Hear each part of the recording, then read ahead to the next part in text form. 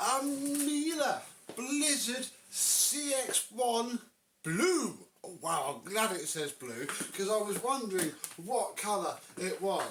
I have got this in a swap. You remember the Hoover Enigma that I was so quick to film the after video of and then kick out the door? Yeah, it has gone to somebody I vaguely know's mum who found this just far too heavy, and oh dear, we have an Ecotech Plus floor head which is renowned for clamping down on the floor. Yeah, the old dear just couldn't cope. Apparently the Hoover Enigma is utterly fantastic on her mostly carpeted house, so after having this, who knows what that poor thing's picked up. But yeah, we now own a terrible bagless vacuum cleaner with signs that it's not going to give us any real surprises at all. Let's have a look at what we have.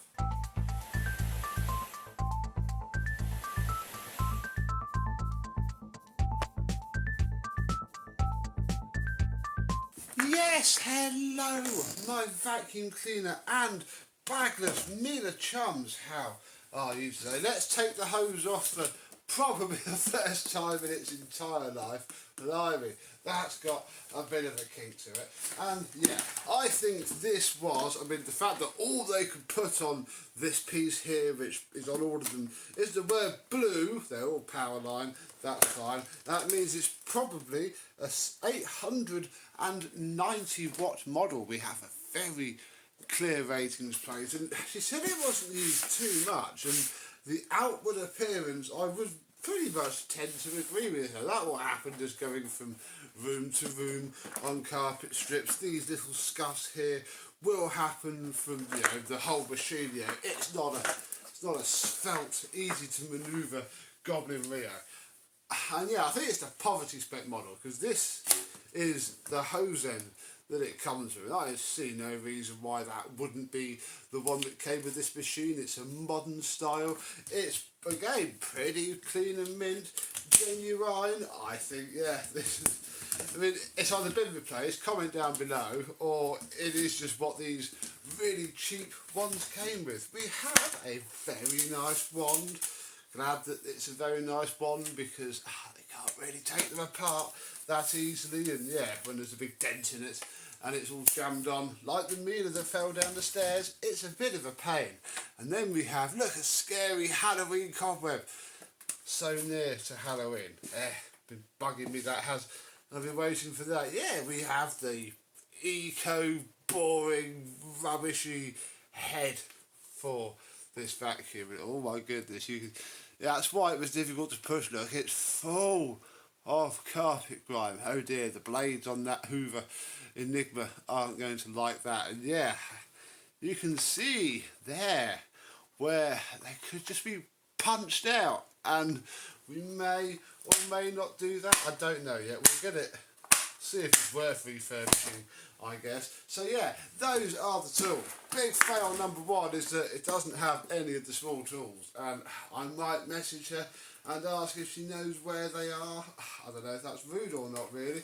This is still worth a lot more than a Hoover Enigma on paper. So yeah, we don't have the small tools yet, but inside of here we can see that it has literally tried to explode. But it hasn't, of course. This is just the standard filter assembly, and if we turn this half across, yeah, look at that. Oh dear, let's put it down as some demo dirt. Oh my goodness. Oh look, oh wicked. Look, I now got an excuse to message her and ask her about the small tools. You want this very possibly valuable, I don't know, piece of jewellery back? That got inside the filter housing. What on earth? Oh, I mean, I was going to wait and turn it on first, but where's that? Oh, wow. Holy moly, right, that'll do for that. Crikey, let's get this back on this back in. However this would have sounded before. It's going to be a lot happier now. Let's get this plugged in, turned on, and clean up its own mess. And I'll put this somewhere safe. I don't know if it's on or off really, so I'll start off by plugging it in on camera, just in case there's any sort of fun dust cloud or explosion to come from it. I don't think so. Yes, he said it ran fine. Robert Dias. That's what I was thinking. Oh yes.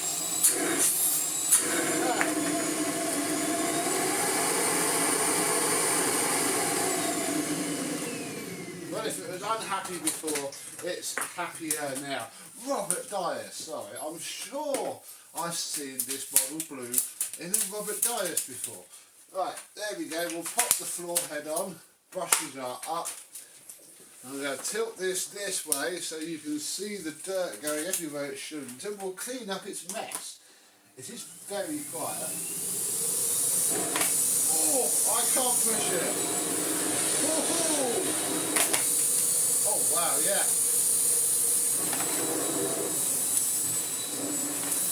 Right, it's just lost all of its suction. There you go, I can push it now. Now it's lost it. Oh dear.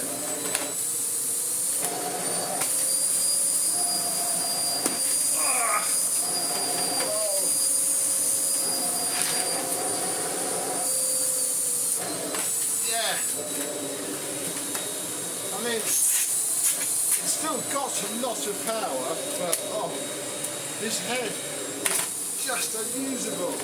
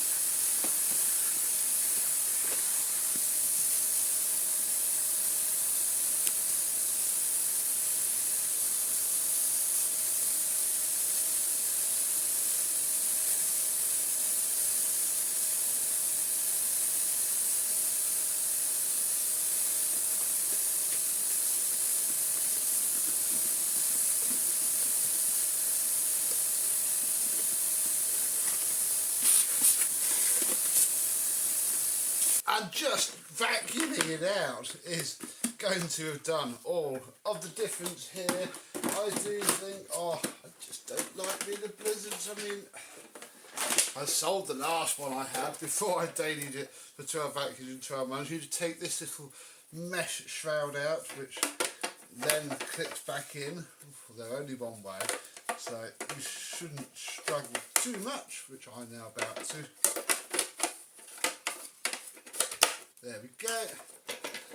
Close your flap.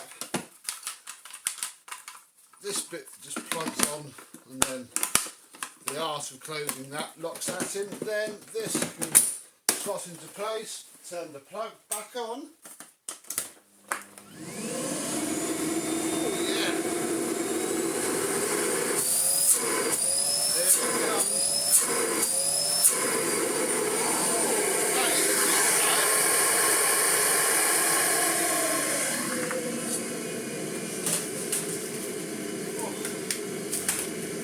Get the hose untangled from the Victor. Oh, that's very nice actually.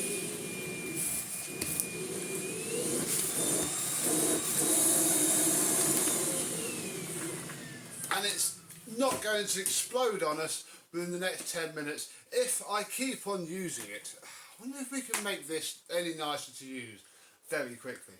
Because this vacuum now hasn't got to pass any tests. we can, yeah, look at that. That removed mostly okay. Maybe a little bit of filing on the edges is needed. That one was a fair bit cleaner. And now, well, it's not going to clamp down as much. I've probably ruined it in terms of, you know, how much fine dust it can pick up from a carpeted area, blah, blah, blah. But, I mean, we'll stick it in the bag.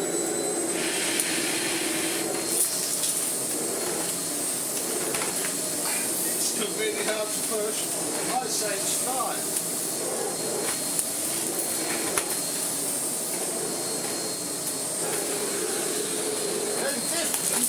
Is it the machine that's screaming anymore? That's this little cotton socks. I mean, if we come down here,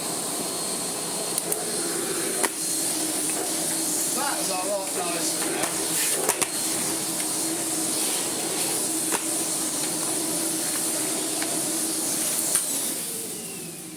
And I'll just turn it off with the weight of the hose.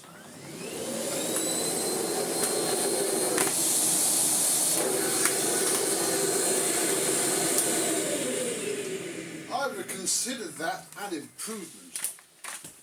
And with it vastly improved and in good working order, fairly clean inside, although not anymore, it's going to be discussed again. Oh, we've best check the comfort clean works. Turn it on. I'll push the button. Oh, there we go. But it will actually do something now. It wouldn't have stood a chance before. Yeah. If your machine does this on its own, do what we just did. In fact, this is why I probably should have turned it on first. But she didn't say it was doing this. It would have been minutes away though. So that's pretty, there we go. Yeah. Don't know what I'm going to do with it really. If I can find a cheap set of small tools, I mean, do let me know if you have some for sale in the UK. It probably wouldn't hurt. Let me know. Otherwise, I don't know, it might get swapped again, or I might keep it. I probably don't want to keep it, but it might get kept. Who knows? Comment down below, what should I do with this Miele? But whatever I do with it, I will try and get an after video, because whatever I do with it might see it refurbished. If not, it'll be whatever I swapped it with, and yeah, we'll see what happens. But what's the best swap that you've ever done? I mean, I wouldn't class this as a good swap in terms of, I'd probably rather have the Enigma than have this, but value wise I think this is pretty flipping good. From a £5 car boot Hoover Enigma to a fully working, not that old, you know, nothing wrong with it, Miele Blizzard CX1. On paper it's perfect, perfectly balanced indeed. What do you think? Let me know down below. But until the next time, I, and hopefully this Miele Blizzard CX1, we'll see you soon. Bye bye.